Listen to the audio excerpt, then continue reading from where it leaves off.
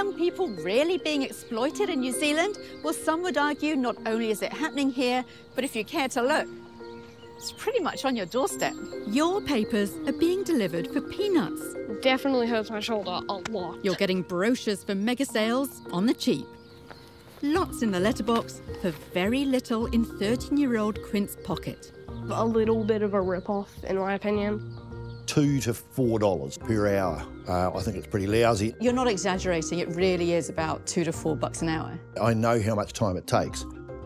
Today's payment is $13 or $14 for 3 hours, so that's less than $4 an hour. Paper rounds run in the Charman family. I think the sooner they learn how to earn money, the better. And Alan was happy for Quint to take one on, because 20 years ago it worked well for Quint's much older brother Dane. This is Dane, caught on camera back in 2001. So quite an age difference between your boys? Yes, yeah, different mum. And a different experience. Now, according to Dad's records, back in 2001, Dane was being paid $8 to deliver about 87 papers. Move on to 2022, and Quint is getting paid just over $8 to deliver up to 150 papers. And that's why we see all the time when kids try this, and usually high school kids try it, that they only last a matter of weeks before they realise that, hey, this is crazy. To make some decent coin, Quint's taken on 2 paper rounds and a brochure drop, all for the same company, Reach. While it's low for the amount of work, the thing is, it is money.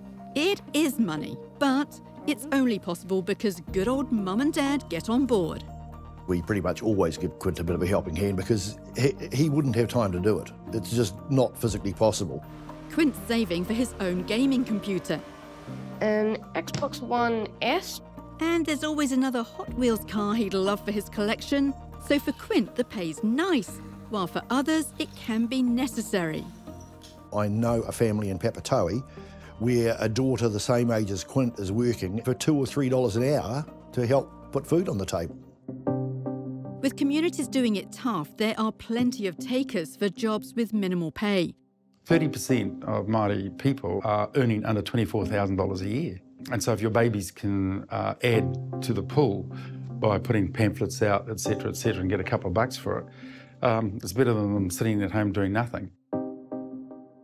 That is exploitation. So where do you think you could put pressure on to make a change? Well, whoever is paying that firm to deliver those brochures, get into them, get into their boards, get into their shareholders, and just say, you know, you wouldn't have this inflicted on your children. So don't inflict it on my community. Chemist Warehouse has been the biggest one by a long way, and Auckland City Council, hunting and fishing, Briscoes. So how do they justify using this service? Auckland Council says, we use Reach as it offers the only large volume unaddressed mail distribution network in Auckland. However, we like to act fairly and ethically, so we'll seek clarification from Reach about the pay and conditions. Briscoe's CEO says, whilst we have not been the decision maker in this process, we can perhaps influence some decisions around the future distribution of our catalogues. I will give a commitment to raise the issues highlighted.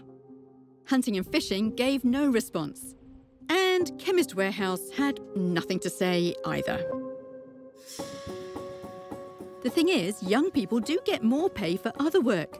A call out to viewers showed 14-year-old George makes $21 an hour at his local store. Sean, who's 15, does relief share milking for $25 an hour. Then there's packaging online orders for $20 an hour and crate washing for $22 an hour.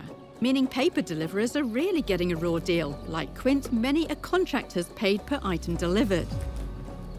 Fairgo first addressed this industry in 2014, with Miro complaining about a rate of $3.80 per round, or around $2.50 an hour before tax. Which we put to the then Children's Commissioner. That if children are working as an employee, they should be paid a fair wage. $2.50, is that a fair wage? No. Miro resigned. Nothing changed. Then in 2017, we took up the baton for Gemma. She was told her 6-hour paper run should take an hour and a half. But even with the fastest man in New Zealand holding the bags... Oh my God! It was impossible to achieve. Gemma resigned too. And here we are in 2022. Reach is still the leading distributor. So they're still vocal, trying to drum up more kits for deliveries. Reach wants you to deliver catalogues to local letterboxes twice a week. When we started working with you on this, we suggested you gave Reach NZ a call. What did they say? The CEO said that they had it under review and he would let me know within 14 days, which coincidentally was up today, and I haven't heard from him. We got in touch with Reach too. It passed us on to its industry body. The entire distribution network is being reviewed to offer a consistent nationwide standard for rates and delivery lengths. Supporting this is a new distribution standards board. A port of call for complaints or compliments. But stop press. The government's about to deliver its own paper on the issue. Minister Wood intends to pass a bill this term that will clarify the boundary between genuine commercial contracting and employment relationships, giving workers improved rights and working conditions. Alan believes the remedy is simple. I think the answer is that they should pay more. Even 50% more would be, that you're then making it $5 or $6 an hour.